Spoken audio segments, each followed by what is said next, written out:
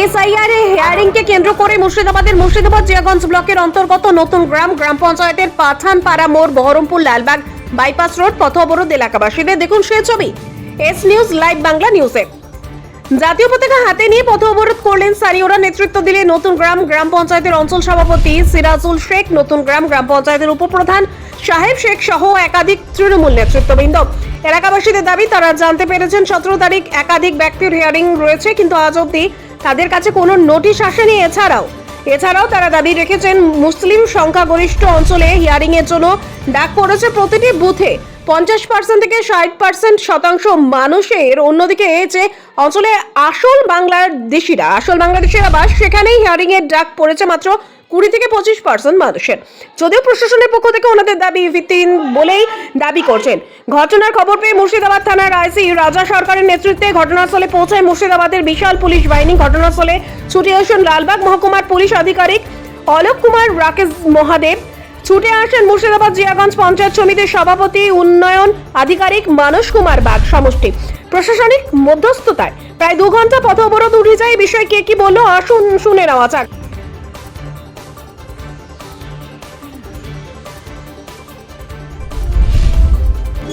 এই রাস্তা অবরোধ নতুন গ্রামাঞ্চলে হয়েছিল। লোকের কাছে প্রচুর ডিসস্যাটিসফ্যাকশন আছে এসআইআর নিয়ে। তো এখন বিডিও সাহেব এসেছেন, তো প্রশাসন প্রচুর চেষ্টা করে ওনাকে হেল্প করবে, যে কিছু করতে হবে। কারণে আপনাদের পথ অবরোধ? দেখুন, সারা ভারতবর্ষ জুড়ে এবং রাজ্য জুড়ে যে এসআইআরের কাজ চলছে, ইতিপূর্বেই এসআইআরের নামে মানুষকে ষড়যন্ত্র শিকার হতে হয়েছে। মানুষ বিভ্রান্ত হয়ে গেছে। গ্রাম বাংলার খেটে খাওয়া মেহনতি মানুষ, গরিব মানুষ, অশিক্ষিত মানুষ এসআইআরের নামে বিভ্রান্তিত হয়ে বিপদে পড়ছেন। ইলেকশন কমিশন একটা বিশেষ দলের দ্বারা পরিচালিত হয়ে দলদাসে পরিণত হয়ে আজকে একটা বিশেষ সম্প্রদায়ের মানুষকে টার্গেট করছে। বিশেষ করে মুসলমান সম্প্রদায়ের মানুষকে টার্গেট করে বেছে বেছে মুসলিম ভোটকে আইডেন্টিফাই করে একটা নোটিশ ধরানোর চেষ্টা করছে। এবং বৈধ ভোটার হওয়া সত্ত্বেও, সমস্ত কাগজপত্র থাকা সত্ত্বেও এদেশে তার বাপ দাদা 14 পুরুষ ভারত স্বাধীনতার পূর্বে হইতে আজ পর্যন্ত আজকে এখানে বসবাস করে, তাদের বংশধরদেরকেও, তাদের পৈতৃক ফ্যামিলিকে, তার সন্তান আদিদেরকে, স্ত্রী সন্তানদেরকে আজকে নোটিশ ধরানোর চেষ্টা করছে ইলেকশন কমিশন। এবং সবচেয়ে মারাত্মক, জঘন্য, কলঙ্কিত একটা বিষয় যে আমরা নতুন গ্রামের মানুষ আজকে নন পলিটিক্যাল প্ল্যাটফর্ম তৈরি করেছি।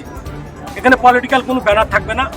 আমরা নতুন গ্রামের মানুষ, আমাদের ভারতবর্ষের একজন নাগরিক হিসাবে সংবিধান আমাদেরকে রাইটস দিয়েছে, অধিকার দিয়েছে, যে ভোটার অধিকার যেমন সংবিধান আমাদেরকে দিয়েছে, ভোট আমাদের একটা ন্যায্য অধিকার, তেমন সংবিধান আমাদেরকে এই রাইটসও দিয়েছে, অধিকার দিয়েছে যে ভারতবর্ষের সংবিধানকে মাথায় রেখে, ভারতবর্ষের ল অ্যান্ড অর্ডারকে মাথায় রেখে, আইন শৃঙ্খলাকে মাথায় রেখে আমাদেরকে গণ আন্দোলন সংগঠিত করার, পথে নেমে আন্দোলন করার অধিকার সংবিধান দিয়েছে।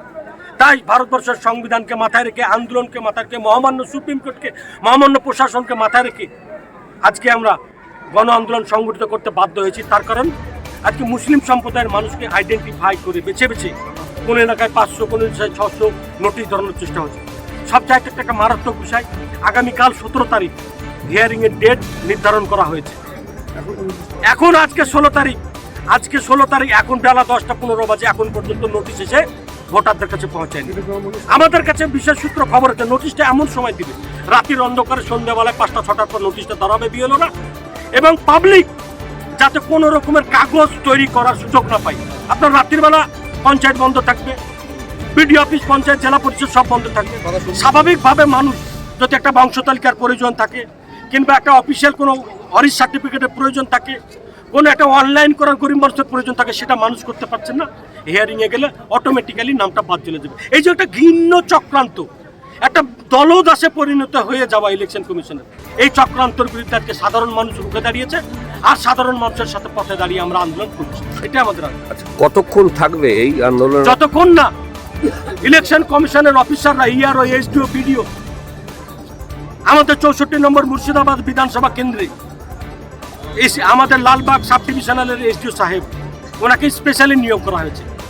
উনি যতক্ষণ না এসে বলবেন যে আপনার আমার তথ্য যে তথ্য আছে, ভিডিও এসে না বলবেন, ভিডিও আসুক, এইচডি আসুক, ওনার বোনরা বলুক, আমরা মানুষের সঠিকভাবে হিয়ারিং করব, কোনো ভোটার বাদ যাবে না, প্রতিশ্রুতি দেখ, বিএলওদেরকে নির্দেশনামা দেখ যে ভালোভাবে কাজ করা হয়, যেন আমরা এই আন্দোলন তুলে নেব। কটার থেকে আমরা আরম্ভ শান্তি হয়েছে? শৃঙ্খলা ব্যাহত করতে চাই। কটার থেকে আরম্ভ করেছেন? আমরা 9:05 শুরু করেছি। আচ্ছা, আপনার নাম? এখন আমার নাম সাহেব শেখ। আমাদের সাধারণ লোক চলবে, 4 দিন ধরেও চলতে পারে এখানে। আমাদের সবার ভোটার কার্ড আপনারা জানেন না, আপনারা হয়তো ভাবছেন কোনো মায়ের নাম আপনি ভাবুন